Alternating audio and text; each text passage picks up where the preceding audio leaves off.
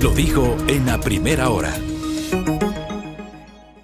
Muy bien, 7 de la mañana con 11 minutos en el territorio continental ecuatoriano, 1 hora menos en Galápagos. Tiempo de comenzar con la ronda de entrevistas correspondiente a la jornada del día de hoy. La Asamblea Nacional aprobó esta semana un proyecto que apunta a derogar la reforma tributaria que entró en vigencia el 29 de noviembre del año anterior como decreto ley. Hay que recordar lo que pasó, ¿no? La Asamblea no tuvo votos para pronunciarse y finalmente, ante la falta de pronunciamiento de la legislatura, el presidente de la República dispuso el decreto ley correspondiente, o sea, entró en vigencia la reforma tributaria por el Ministerio de la Ley.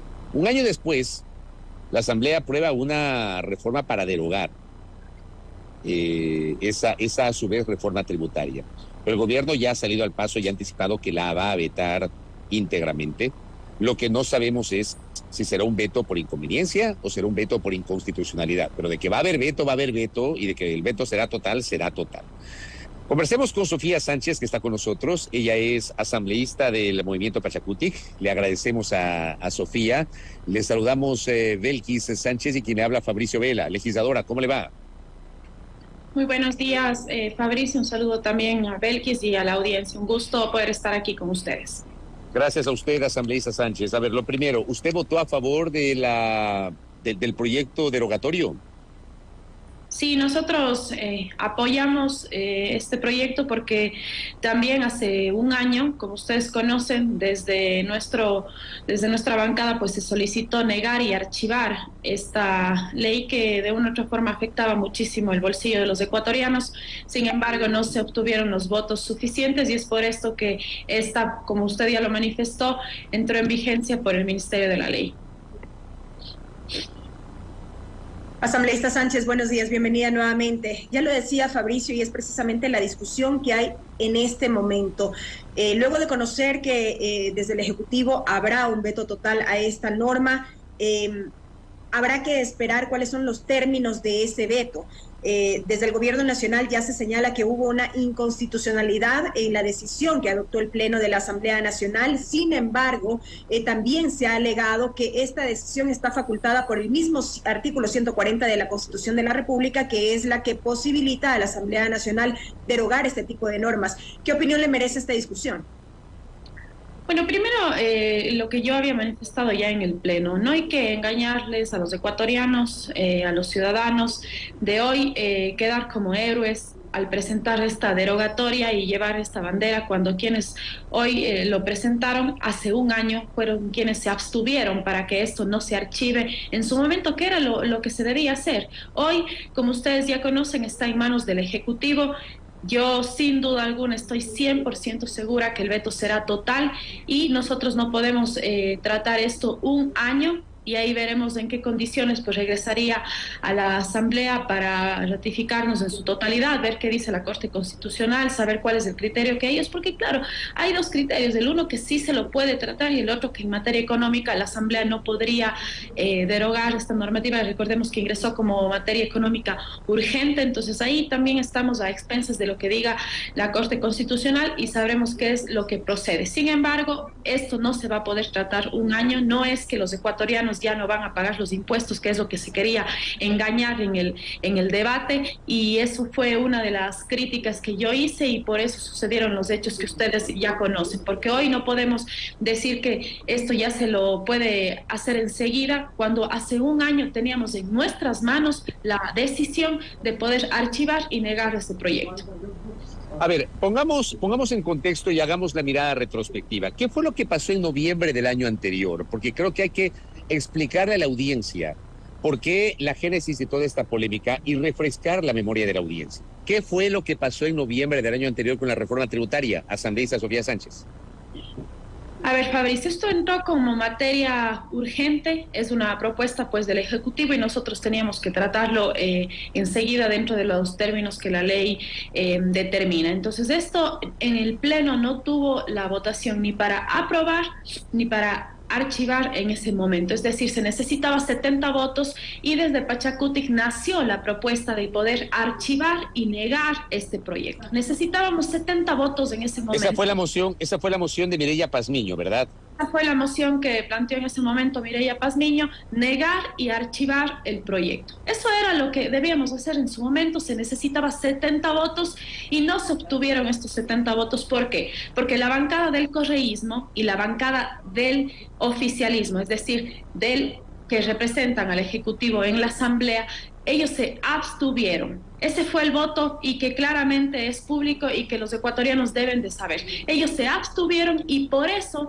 no existieron los votos suficientes para archivar esta ley, tampoco para aprobar. Y la ley dice que cuando esto no sucede, es decir, cuando no existe un pronunciamiento oficial, en este caso de la Asamblea, con una postura clara, ya sea de archivar, negar o de aprobarla, esta ingresa por el Ministerio de la Ley. Es así como desde enero ya empezamos a pagar los impuestos y ha sido realmente un cambio en el bolsillo de los ecuatorianos sumamente grave y hoy todo el mundo se queja de esto. A raíz de esto, después de unos meses, la asambleísta Patricia Sánchez, Salvador Quispe y Salvador Maita de la bancada de Pachacuti ingresaron la derogatoria y a esto posterior se sumó la asambleísta Veloz de la bancada de la Revolución Ciudadana. Entonces, lo que hoy nos sorprende es que en los discursos de ellos, y por eso se generó esta polémica, es que ellos hoy son los grandes salvadores de los ecuatorianos diciendo que están presentando esta derogatoria, pero ¿cómo le explican a los ecuatorianos que hace un año tenían en sus manos ni siquiera aprobar para que esto no ingrese y ellos se abstuvieron y por eso es que ingresó por el Ministerio de la Ley? Pero ¿por qué usted dice una polémica? O sea, ¿se genera una polémica por algo, digamos, sobre lo cual hubo casi unanimidad de la Asamblea Nacional? No, Fabricio, la polémica que existe, ya ustedes deben haber visto los videos, las agresiones que hubieron por parte del asambleísta Blasco Luna, que es público, es porque, claro, dentro del Pleno, en el debate, se les increpó muchas veces a ellos de que porque en su momento que tenían en sus manos el poder de negar y archivar este proceso, no lo hicieron. ¿Qué es lo que sucede? ¿Qué hay detrás de esa abstención? Eso es lo que tienen que explicarle a los ecuatorianos. En su momento dijeron que hubo un error y que se equivocaron en la votación.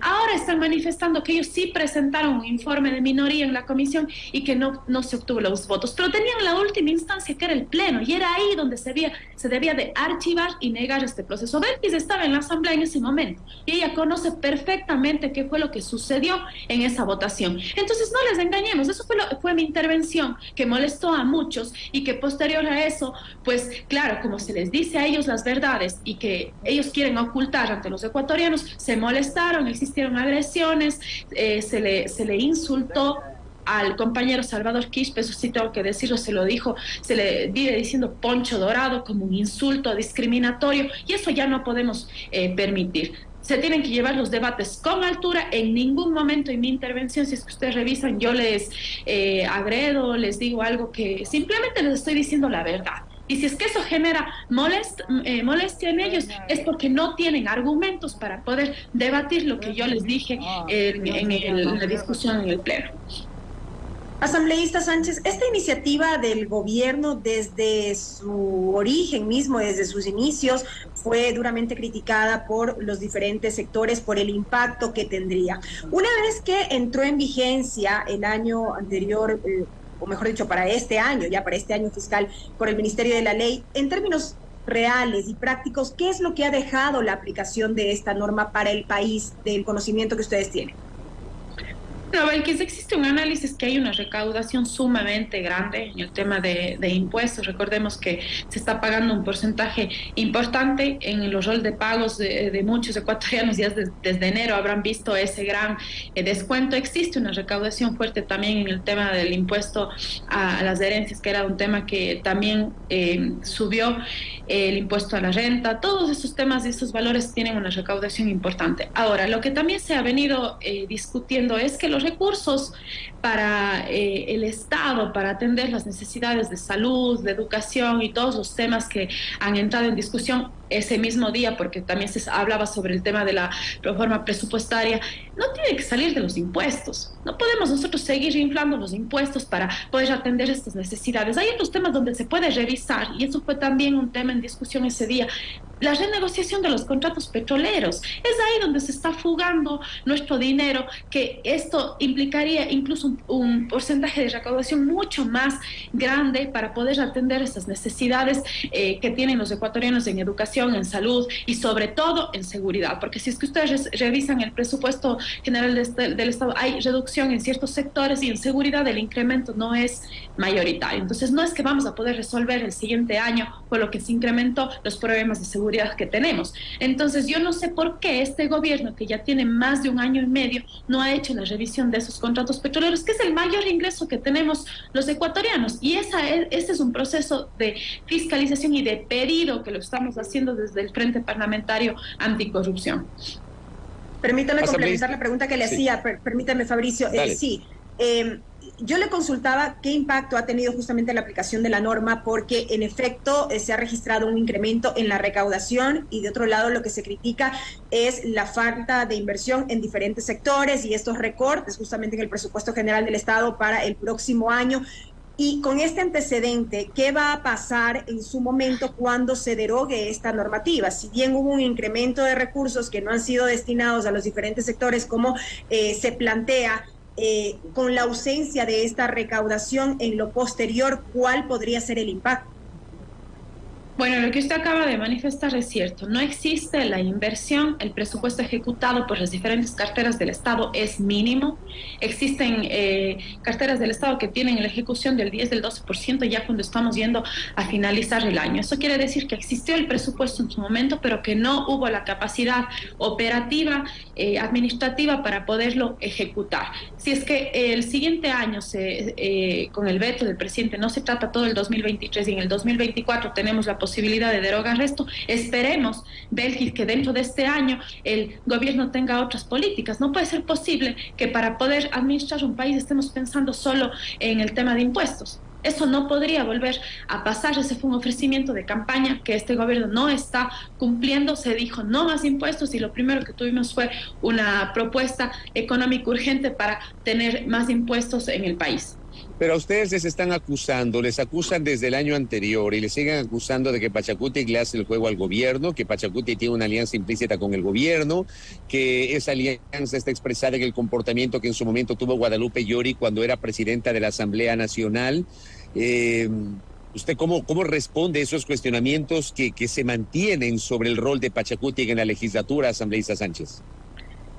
Fabricio, esa es una crítica que viene de la bancada de la Revolución Ciudadana. Para nosotros son críticas que no tienen validez, no tienen argumento, porque nosotros no tenemos ningún compromiso con el gobierno. Si tuviéramos algún compromiso, una de las muestras son, por ejemplo, juicios políticos que están en marcha, que se están presentando, porque hemos sido críticos de una manera contundente a los temas que no se están haciendo bien en los diferentes ministerios. No tenemos ningún compromiso con el gobierno, y el hecho de que no nos sumemos a esta mayoría que quiere todo el tiempo pisotear la ley no quiere decir que estamos del lado del gobierno. Hemos tenido una posición firme, yo diría una tercera vía que se mantiene, que se sostiene, y nosotros no somos ni del un lado que quiere pisotear la ley para seguir manteniendo esa mayoría, ni tampoco del lado del gobierno, porque no tenemos ningún compromiso con ellos. Pero ustedes de alguna manera les han señalado de que para determinadas cosas han respaldado al gobierno, o al menos no han sido lo suficientemente críticos sobre la propia postura ideológica y política del Pachacutic.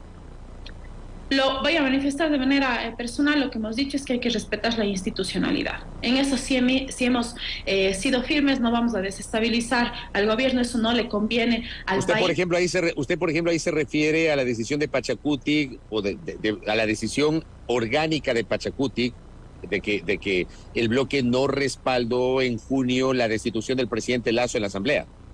Así es, y no fue una decisión unánime, lo tengo que decir, Fabricio, hubieron compañeros que sí tenían esa postura de que el presidente en su momento tenía que dar un paso al costado. No fue la posición de todos. Sin embargo, nosotros no vamos a generar yo diría un trabajo de inestabilidad, de que lo que se tiene que criticar lo hemos hecho de manera firme, y lo que se tendrá que apoyar por el bien del país también lo vamos a hacer. Sin embargo, si es que el gobierno en este sentido, lo vuelvo a repetir porque vamos a ser firmes con el tema petrolero, que tanto puede generar recursos al país, y que este gobierno tampoco lo lo hace, lo vamos a también a fiscalizar, lo vamos también a revisar. Sin embargo, en decisiones de sumarnos a esta mayoría y que por eso no somos gobiernistas, ahí sí no comparto, sabemos de dónde vienen las críticas y en eso seremos nosotros firmes. ¿Cuánto incide todavía más esta decisión de la asambleísta Sánchez de derogar esta norma? ¿Cuánto incide esta decisión en esta relación que de por sí ya es complicada entre el legislativo y el ejecutivo? Bueno, incide porque hay posiciones marcadas, ¿no? Desde la Asamblea no estamos apoyando, estamos apoyando esta derogatoria y el Ejecutivo tiene ya una posición contundente, es decir, no existe un trabajo previo. Hemos establecido unas mesas de diálogo para un trabajo ahora en un proyecto que ya ingresó del tema de la ley de inversiones, solo en un capítulo del tema tecnológico, y esperamos que se repita eso en otros proyectos de ley que son de suma importancia para el país. Pero en este tema económico no ha existido un trabajo coordinado. Simplemente esto se presentó, la derogatoria, se aprobó y veremos cuál es el actuar del Ejecutivo. Sin embargo, nosotros creemos que esto afecta en esta relación que se tiene porque no existe un trabajo transparente de coordinación. Es una oposición fuerte la que está manejando hoy la Asamblea y el presidente, obviamente, de la Asamblea forma parte de esta mayoría que se ha conformado. Más allá de estas mesas técnicas que se instalaron entre Ejecutivo y Legislativo, ¿todavía no existe una coordinación plena respecto del trámite de las normativas? En lo único que se ha llegado a un acuerdo es en el tema de este capítulo de la ley de inversiones. En el tema de seguridad, pues el presidente ha dicho que en estos días se va a trabajar en algunas reformas. Nosotros estamos esperando que eso llegue también a nuestros despachos para analizar, pero no ha existido otro trabajo coordinado con respecto a estos temas. Asambleísta Sofía Sánchez, a ver, el veto total es inminente. Pero hay una discusión, y esto se genera a partir de los pronunciamientos anticipados tanto del ministro de Economía cuanto del Ministerio de Gobierno, en el sentido de que la Asamblea se habría extralimitado en su atribución constitucional. Y hay, por ejemplo, algunos abogados que se han pronunciado y han dicho, bueno, esto se soluciona con un veto por inconstitucionalidad y que sea la Corte la que termine pronunciándose y ponga punto final a esta discusión que se mantiene desde hace rato sobre si la Asamblea tiene o no atribución para derogar un proyecto de reforma tributaria que entró como decreto ley. Porque la norma constitucional establece que solamente el Ejecutivo tendrá la atribución de impulsar iniciativas que tengan que ver con el ámbito tributario. Pero aquí hay la discusión que ya se generó en el periodo legislativo anterior, cuando pasó lo del impuesto verde, en el sentido de que no se trató de un proyecto de ley, sino que fue emitido como decreto ley, o sea, entró en vigencia por el Ministerio de la Ley ante la ausencia de un pronunciamiento de la legislatura. Yo le pregunto a usted primero, ¿la Asamblea tiene o no atribución para aprobar una derogatoria de la reforma tributaria? Y segundo, lo más salomónico y saludable no sería que haya un pronunciamiento de la Corte Constitucional para saldar definitivamente esta discusión que debería ser jurídica, pero que también es política, asambleísta. Fabricio, desde mi punto de vista existe ahí un vacío legal, como usted ya lo ha nombrado. Esto entró como materia urgente, se lo trató así. El vacío está en que no fue un criterio de la Asamblea con votos, de si se niega o se aprueba. Entró por el Ministerio de la Ley tal cual como lo envió el presidente. Es decir, ahí ni siquiera se incluyeron las observaciones que en su momento se trabajaron en la comisión que estuvo a cargo del análisis de este proyecto y peor aún las observaciones de los asambleístas en el Pleno. Entonces, eso es aún más grave. Sin embargo, sin duda alguna, al no tener claro esto en la normativa, necesitamos un pronunciamiento de la Corte Constitucional y ahí tendremos al final el criterio para poder nosotros también acogernos como Asamblea y el presidente también. El veto va a ser total, eso yo ya me anticipé, por eso es que hoy los ecuatorianos pueden estar contentos con esto, pero no se va a aplicar enseguida y veremos qué es lo que sucede al final. Pero es necesario el pronunciamiento de la Corte Constitucional. ¿Cómo viabilizar precisamente ese pedido de criterio a la Corte Constitucional cuando recordemos que en su momento hubo este intento desde el mismo Consejo de Administración Legislativa, pasó al Pleno, desde el Pleno no trascendió hasta la Corte y hubo estos movimientos a la interna de las autoridades mismas del Consejo de Administración Legislativa acá? ¿Cómo viabilizarlo ahora? Bueno, ahora tiene en la parte legal una característica diferente, que el presidente, si lo veta por inconstitucional, tiene que ir sí o sí a la Corte Constitucional. Antes, cuando usted manifestó este tema que se dio, que por cierto fue también Yesenia Guamani ya no está en el cargo por haber planteado esta moción, aún así ella ahora está sumada también a esta mayoría, son cosas que no entendemos dentro de la Asamblea Nacional y es otro tema. Sin embargo, en ese momento era una decisión del Pleno y no se obtuvieron los votos suficientes para que vaya a esta consulta. Entonces ahora es un tema de tratamiento diferente porque no depende de los votos de absolutamente nadie. El presidente lo veta por inconstitucional y obligatoriamente, según lo que manifiesta la ley, tiene que ir a la Corte. Asambleísta Sofía Sánchez, y para ir cerrando, permítame aprovechar su presencia acá. ¿Cómo están las cosas a la interna de Pachacuti? Le hago esta pregunta porque, claro, desde el año anterior, digamos, hubo una clara división al interior del bloque y en los últimos días hubo la expulsión, ¿no? La separación de la asambleísta Mireya Pazmiño. ¿Cómo está la situación interna del bloque de Pachacuti en la asamblea? Bueno, hemos ido poco a poco trabajando en la unidad del bloque. Muchos compañeros que en su momento estuvieron distanciados se han sumado ya. Estamos hoy juntos. Hubo la decisión de la separación de Mireya porque ella no venía actuando ni con la bancada, no venía actuando con las decisiones que tomábamos de manera colectiva y existía una extra, yo diría, limitación de ella tomarse atribuciones que no le competen, como por ejemplo decidan quiénes son los delegados para participar de la bancada en tal comisión o quienes van a participar dentro de este debate puntual, y ella se tomaba esas atribuciones por la cercanía que tiene a la nueva mayoría. Entonces eso generó ya molestias a la interna y sobre todo las decisiones que no se adoptaban de manera orgánica con lo que decidía la bancada, y es por esto que se tomó pues la decisión de separarla a ella de la bancada. Sin embargo, con el resto de compañeros hemos ido trabajando en la unidad y se ha reflejado eso en las votaciones que hemos tenido últimamente. Pero ¿cuántos mismos son ahora del Pachacuti? Bueno, somos 24 compañeros. Los son 24. Trabajando conjuntamente, pues, y esperemos que se mantenga esa unidad. Pero, por ejemplo, dentro de los 24, o sea, en el grupo están Mario Ruiz, Peter Calo, el señor Cabascango, Fernando Cabascango, ¿siguen siendo parte del bloque? Por supuesto, con Mario hay una muy buena relación. Ellos han decidido sumarse al trabajo, ellos están con nosotros conjuntamente. O sea, ya no son rebeldes, ya no son rebeldes. Aparentemente ya no, están sumados y creo que eso le ha hecho bien en las últimas votaciones que hemos tenido como bloque, así que seguiremos trabajando en ese proceso de unidad. Creo que eso fortalece las decisiones que se han tomado en el colectivo. Correcto. Sofía Sánchez, gracias por el tiempo y que tenga una buena mañana, muy gentil. Gracias. A Sofía Sánchez, asambleísta del Movimiento Pachacuti, conversando aquí a primera hora con su visión sobre el tema de la reforma tributaria. Vea, Belkis, esa reforma tributaria, esa reforma derogatoria o esa ley derogatoria de la reforma tributaria no tiene futuro alguno, y hay que decir las cosas como son. Eso no va a pasar, ya va a ser vetada totalmente. Lo más probable es que se pida un pronunciamiento de la Corte Constitucional, que ojalá que así sea, porque yo sí creo que es la única manera de que se pueda tener claridad sobre la atribución real de la Asamblea respecto de proyectos de ley tributario, porque el argumento ahora es que se puede aprobar porque entró en vigencia por el Ministerio de la Ley. El hecho es lo que hay que dejar en claro, Fabricio, respecto de esta norma, es que no porque la Asamblea haya tomado esta decisión ahora, esto ya entra en vigencia. Obviamente pasa a manos del Ejecutivo, se toma su tiempo también el Ejecutivo para pronunciarse, y lo que va a ocurrir es que el efecto derogatorio no lo vamos a ver el próximo año o ejercicio fiscal que inicia en este 2023.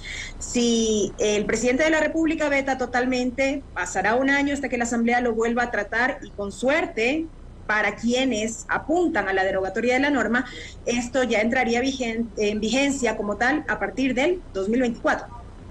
Pero siempre y cuando no haya un pronunciamiento de la Corte. Ya, eso hay que decirlo. O sea, a ver, en términos de lo que dice la Ley Orgánica de la Función Legislativa y la propia Constitución, un proyecto de ley que es vetado totalmente por el Ejecutivo implica que no se puede tratar ese proyecto de ley durante un año. Transcurrido el año, vamos a suponer que el presidente hoy 1 de diciembre, veta totalmente el proyecto de reforma, el proyecto derogatorio, ¿ya? Entonces, hasta el 1 de diciembre del 2023 no se lo podría tratar. Y el 2 de diciembre del 2023, si la Asamblea así lo considera, alguien podría mocionar que se vuelva a tratar el proyecto de ley. Sin debate, la Asamblea podrá volver a votar el proyecto de ley y con 92 votos podría aprobar el proyecto de ley y disponer su publicación en el registro oficial ya sin posibilidad de veto. Eso dice la Constitución. Ahora, pero los tiempos resultan ajustados. Por supuesto, pero además... Hacia eso vas. Ya, pero no, yo voy al hecho de que esto es lo que debería ocurrir en condiciones normales, porque así es la lógica, la dinámica legislativa. El punto es, ¿qué pasa si el Ejecutivo veta por inconstitucionalidad, envía a la Corte Constitucional? Y la Corte Constitucional dice, señores, la Asamblea no tiene atribución para tratar eso. En ese caso, este proyecto no podrá ser tratado nunca. Si es que la Corte se pronuncia de esa manera. O sea, esa es la precisión que quería hacer. O sea, y yo creo que el Ejecutivo va a irse por esa línea. El Ejecutivo va a irse por la línea de pedir un pronunciamiento de la Corte Constitucional para solventar de forma definitiva este tema y asegurarse que el próximo año, transcurrido un año, la Asamblea no retome y no lo apruebe porque sabe evidentemente que si echa abajo el proyecto, digamos, de reforma tributaria va a tener dificultades fiscales, ¿no? Más allá de que yo soy muy crítico de esta reforma tributaria desde el primer momento. Primera plana. Todas las noticias, todas las voces.